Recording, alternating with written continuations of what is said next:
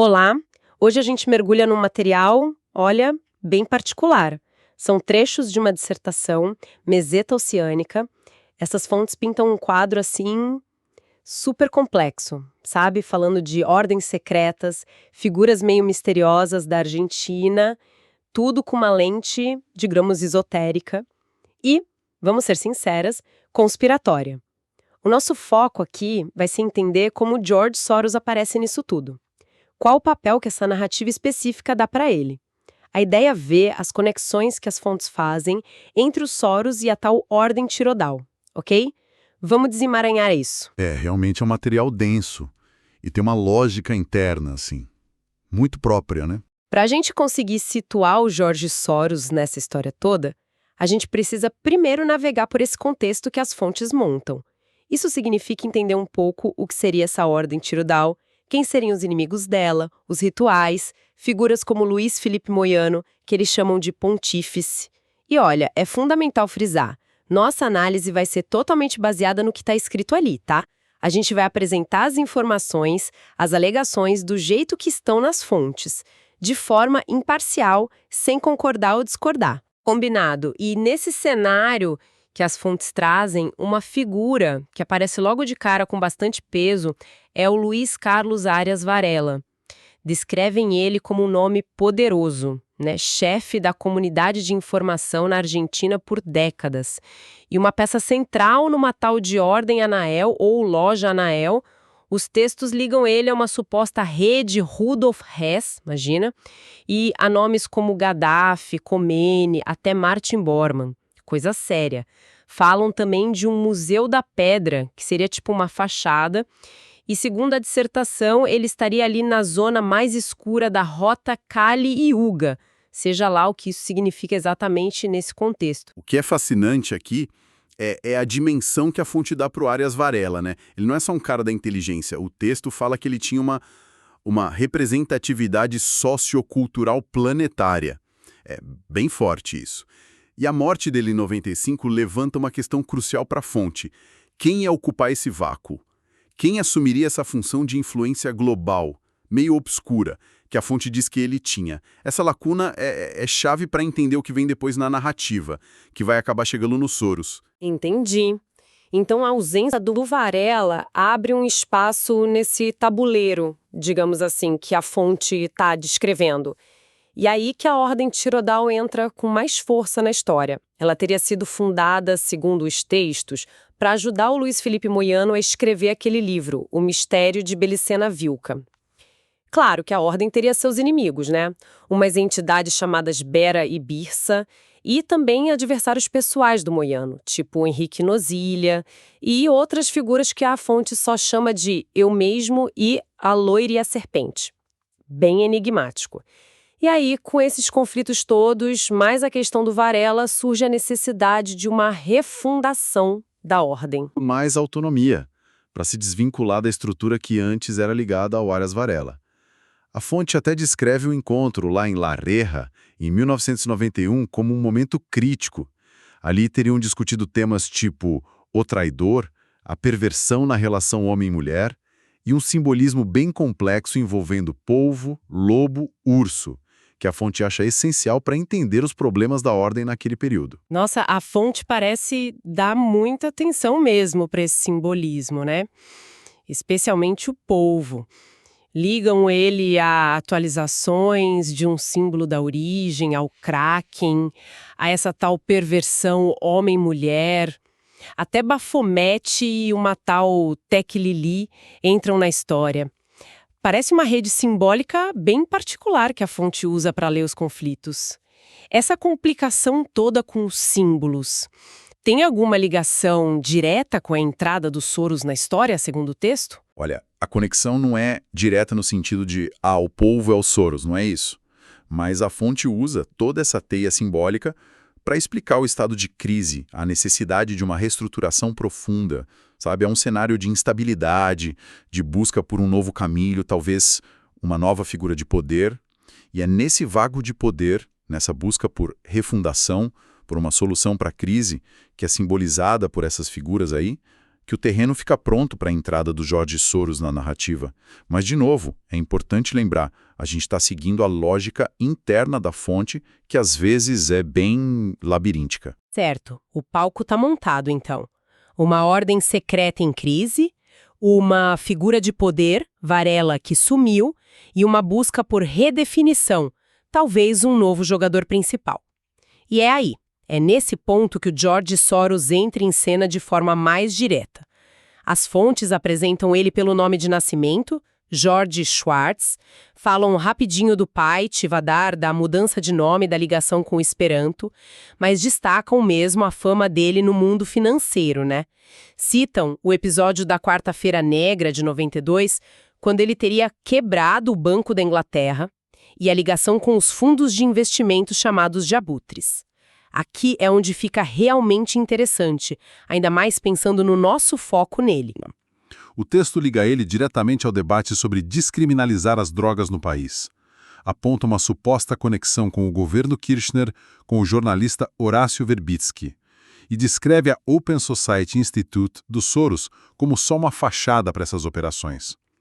A fonte até cita uma denúncia de 2009 que teria sido feita pelo Cláudio Izaguirre, da Associação Antidrogas da Argentina.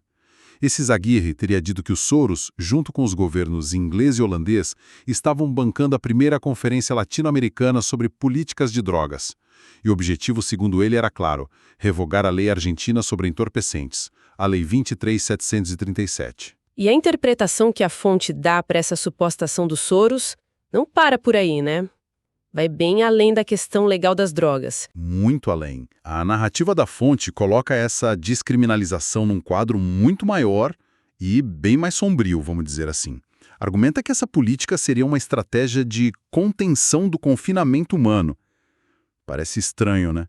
A ideia que o texto apresenta é que, facilitando o acesso a drogas, se manteria um nível de endorfina da população artificialmente alto.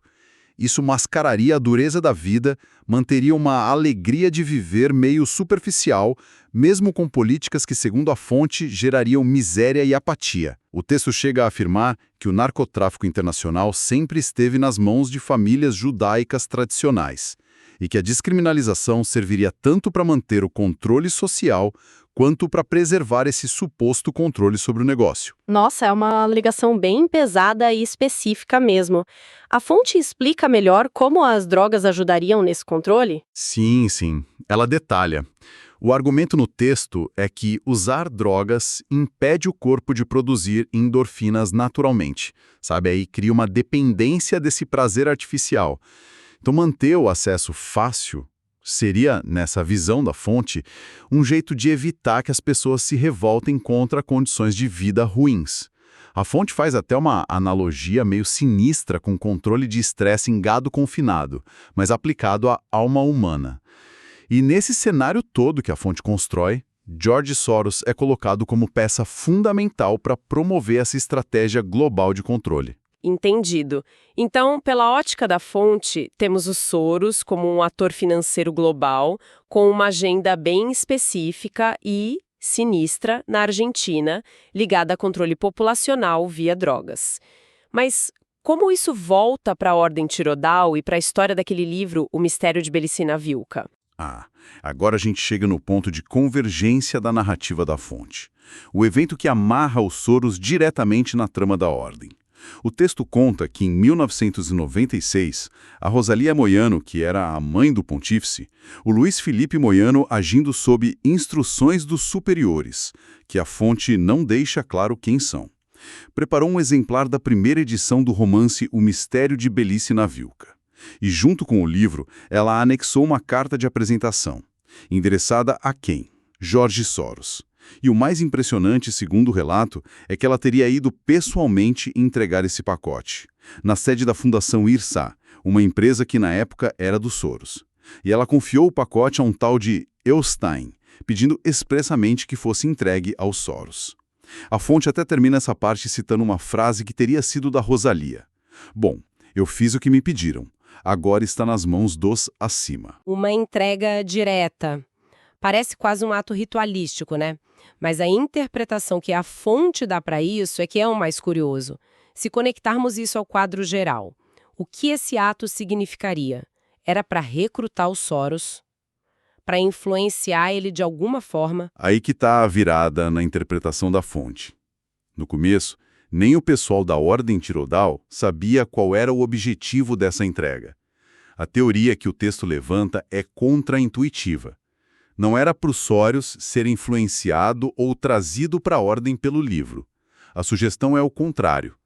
A própria proposta da Ordem, que estaria ali no livro, é que teria se estruturado ou achado um jeito de se manifestar dentro da esfera de influência que o George Soros já tinha. Peraí, como assim o livro se estruturando dentro da esfera do Soros?